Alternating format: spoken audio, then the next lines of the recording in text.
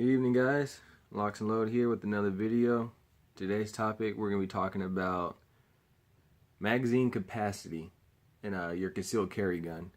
That seems to be one of the biggest topics when it comes to concealed carry and handguns and what should I and what should I not do. And so today's video, we're going to talk about that. We're going to dive a little bit into that. So to start off, let's say you're a beginner, you don't know where to start. Normally, when it comes to concealed carry, there's two types of magazine capacities: single stack, double stack. Single stack, obviously in the name, your bullets are stacked one on top of the other. Now, you get a nice slim profile, so it makes it nice and small and very concealable. But you only get a certain amount of rounds. Normally it's 5, 6 to 8 rounds in that single stack magazine. So you're kind of limited. Secondly, you have the double stack magazine. Those is one bullet on here, here, here, kind of staggered, And with those, the magazine is a little bit bigger, like a little wider, but you do get more rounds, anywhere from 10 to 20 rounds. Like for my Glock 19, 15 rounds. But you do get a lot more rounds, but you do add weight to your concealed carry firearm. And that does, that does decide whether you want to carry your gun more often or not. And in concealed carry life, you want to carry your gun as often as possible. So you have to find that gap between enough rounds and weight. So just a quick history lesson of single stack, double stack. Double stack didn't really come into the popularity like a big market, especially here in America, until 1985. Before then, everyone had like their 6-shot, 5-shot revolvers, their 38 specials, their 1911s with the 7-8 shot rounds. And then after 1985, when the military and law enforcement adopted the 9mm cartridge, they had them in double stack magazines, well, double stack pistols, like the M9 Beretta, the Glock 17, and the Smith & Wesson Model 59. They hold anywhere from 14, 15, 16, 17 rounds compared to the 5 or 6 or that 7 or 8 pre-1985.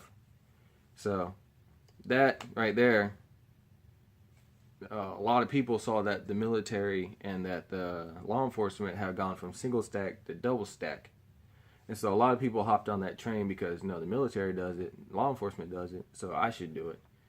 So that's where you kind of get that single stack, double stack, and, where people kind of butt heads.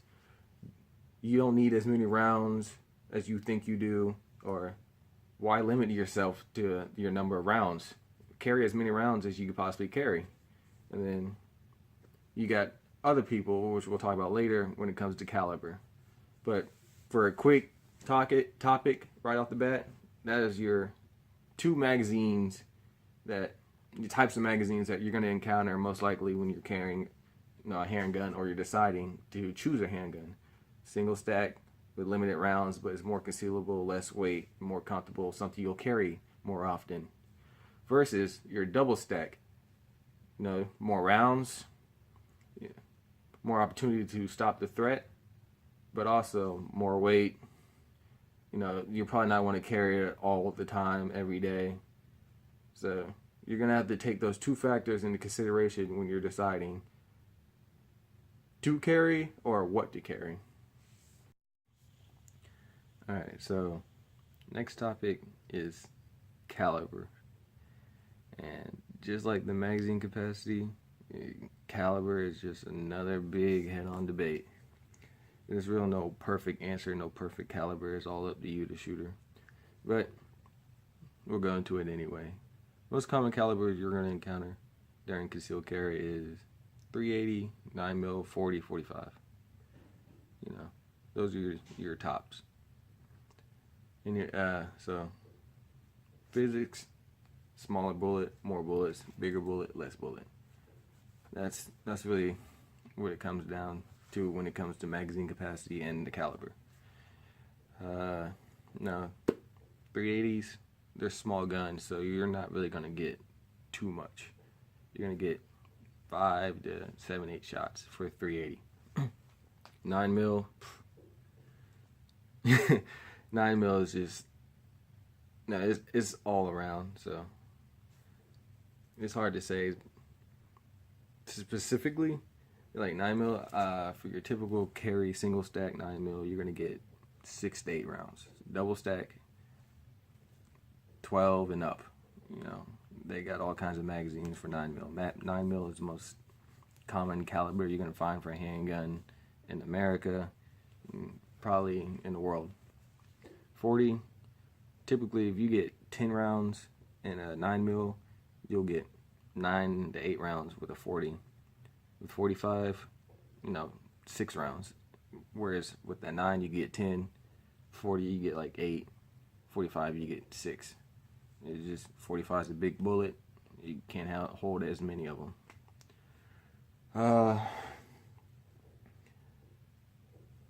Typically, also, when people, in my experience, when I talk to people, when they carry single stack, they always typically carry a spare magazine on them. And that usually kind of subsidizes that fear of I don't have enough rounds. You might have 7, 8 rounds in your gun, but you have that spare mag, which usually people carry a bigger spare mag than the magazine in their gun.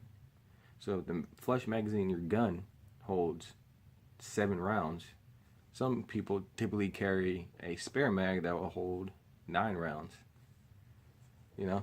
It's easier to put a bigger magazine in your pocket. That's just how it is. It's just simple that way.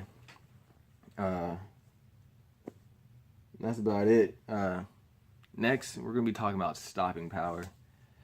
That stopping power is what, Taylor? What? All right. So, stopping power. Does that exist? Is that real? Is that just a myth? To me, in my honest opinion, stopping power is just one of those things that's overly hyped up.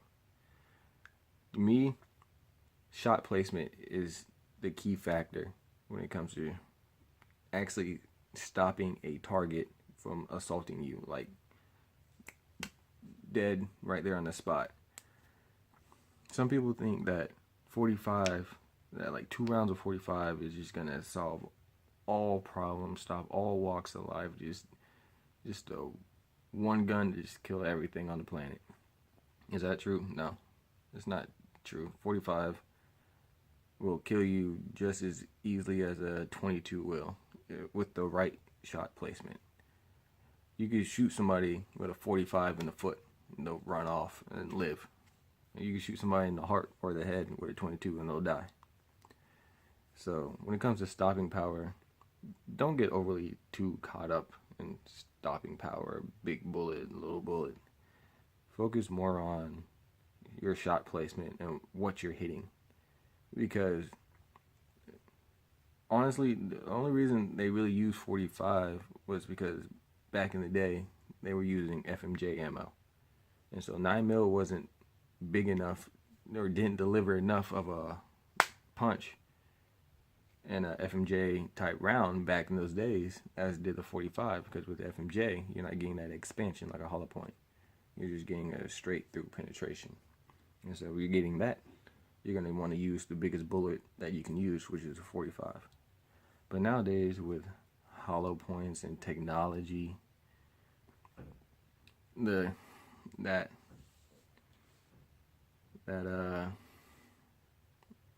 little teeter where 45's here, 9's down here, it's kind of leveled out. But yeah, in my opinion, shot placement. My research that I did, and I'll post a link in the description of a couple sites I went to, they all said the same. The average concealed carry gunfight is 2 to 3 shots. Yeah, sure, some might have 5, 6, 10 shots, but the average is 2 to 3 shots. Usually when you pull out a gun and you start shooting, the people don't stick around too long. So when it comes to the stopping power, don't get too caught up in that, because most times or not, if you actually have to use your firearm, it's not going to be a lot of shots. And you have to take in the factor that you'll be scared, so you're probably not going to be aiming as well as you think you can or think you are. Just like in the description where I posted links, they were rating law enforcement officers of their hit ratio, and we're seeing that law enforcement officers were only hitting 20% of the time. So if you have 8 rounds, you're only really getting 1 or 2 hits. No, statistically, these are trained law enforcement officers, and they're missing because they're scared. Your adrenaline's pumping. You're moving. That target's moving. So there's so many factors going on that saying that this bullet, this 45, is just gonna just end everything. Just 2 shots of 45, no matter where he's going down. That's not necessarily true. You can't really ride on that. You can't really put too much guarantee that that bullet in itself will just stop a target. So when it comes to stopping power, shot placement is key. And no matter what you carry, shot placement is key. If you do not know how to shoot that caliber or handle that recoil, it's not going to really do you too much good to have 15 rounds, but 11 of those 15 rounds are just flying through airspace and they're going to whom it may concern. So make sure you have proper training and don't get too caught up in stopping power. Carry something that you're comfortable with and practice with that. Alright, so in this one, we're talking about the human body versus bullets. What actually happens when you get shot as it pertains to ammo capacity and how many rounds do I need to stop someone. And like I said, shot placement, that's the key. But as far as the human body, it's hard to tell because when someone is attacking you, you don't really know whether that person's on drugs or whether they're drunk. So when someone who's high off narcotics is shot, they don't feel that pain. So you could have 6 rounds of 45 and you think, oh, that's 45, it's just gonna stop anything. You shoot that guy 6 times with 45 and he can take off running like nothing ever happened. Because 1, you didn't hit what you need to hit to stop him.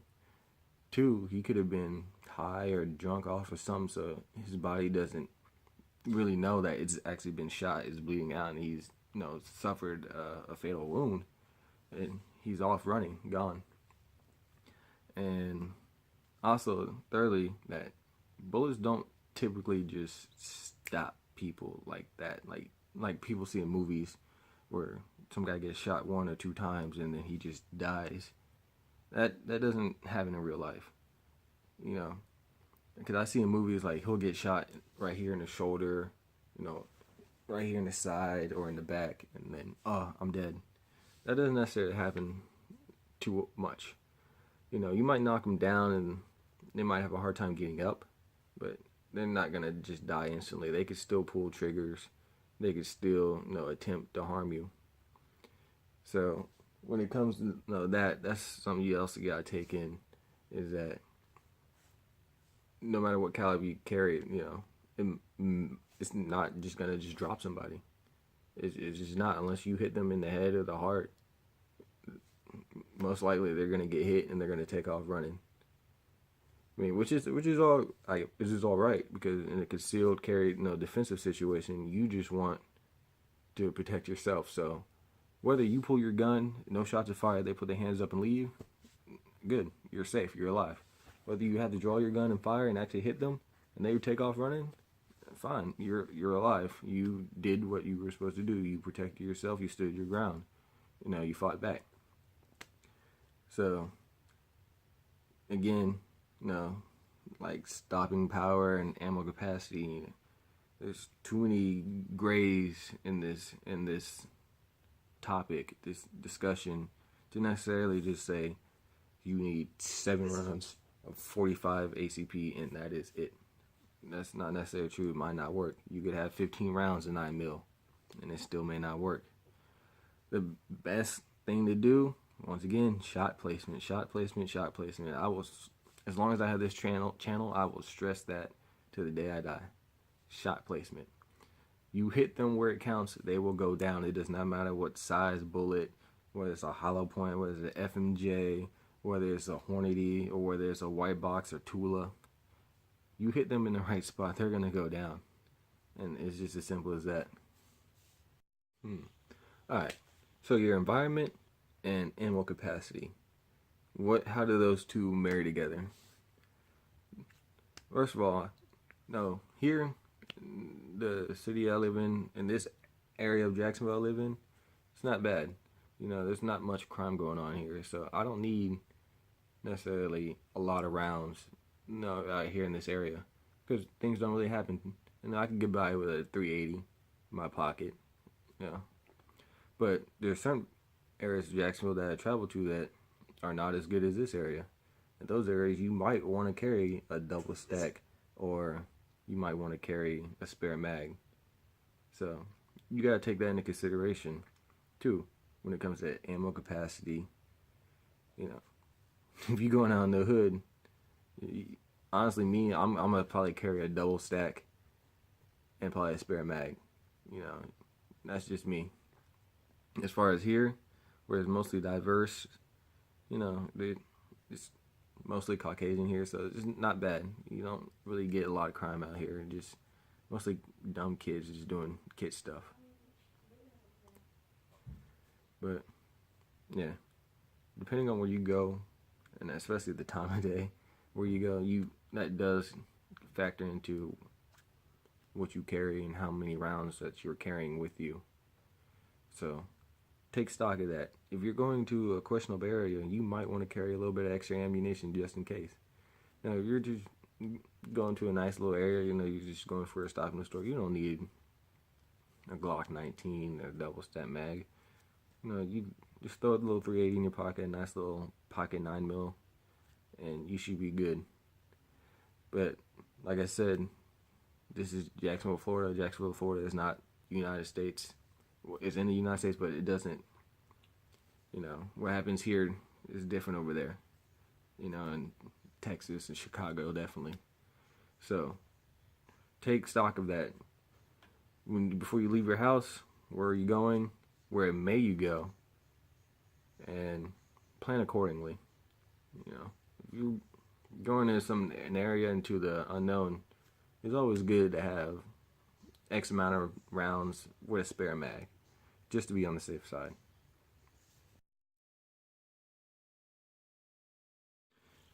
Alright, so winding down the video, we're talking about comfort versus concealment when it comes to ammo capacity. As we said before, single stack mag, less ammo, but it's more comfortable to carry and more concealable because it's slimmer and smaller. Double stack mag, more rounds, but it is heavier and it can be a little bit harder to conceal. That thick pistol grip, that's the part right there. That pistol grip is the part that sticks out. I know this ain't a pistol, but this little part when you're carrying a pistol is the part that sticks out when you're carrying. And like I said, in the concealed carry lifestyle, you want to carry your gun at all possible times. You never know when your door may get kicked in, or somebody may walk up on you, or something just happens. So you need to prepare it at all times. Somebody kicks into your door and they got a bat or whatnot, or tire iron or crowbar, and you just happen to have like a 380 in your pocket. Well, that 380, is gonna have to suffice for that. At that point in time, having a 380 is the best gun to have.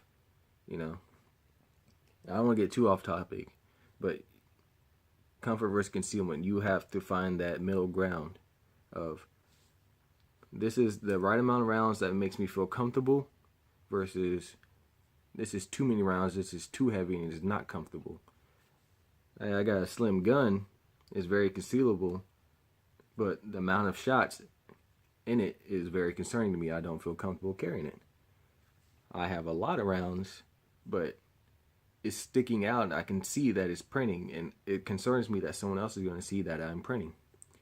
So you have to, like I said, find that middle ground, find that balance of perfect, well, yeah, perfect amount of rounds for you versus comfort and concealment.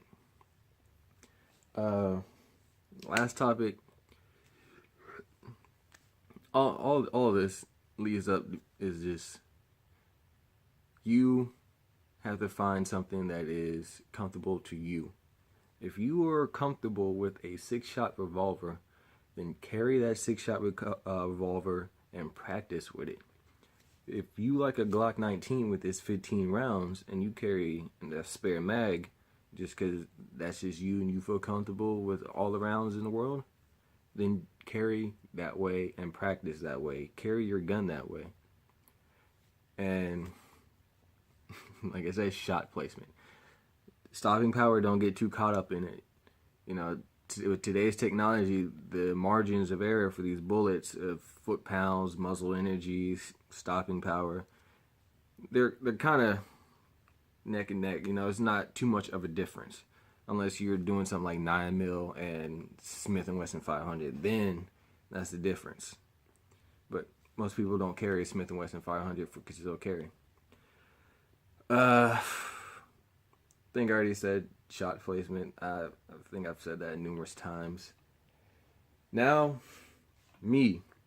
What do I choose to carry? Like I said, I got a Glock 19. I got my Glock 32, 357 SIG.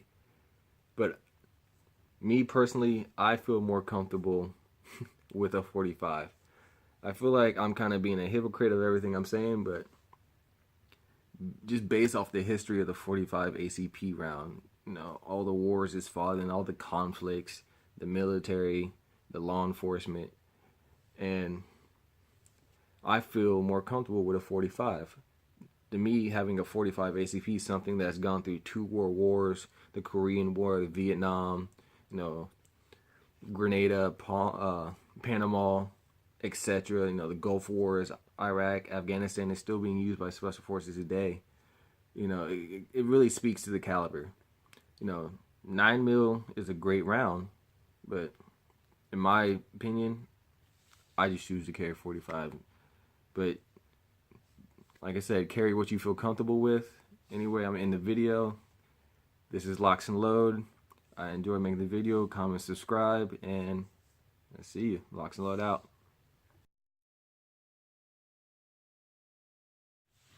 Oh yeah, one more thing before I go. Just a quick foreshadow for you guys. My little, just in case when things hit the fan, bug out kit. It's not fully complete, but it's getting there. Got my Game of Thrones patches. Winter is coming, which is very important. And yeah, just a little future video for you guys.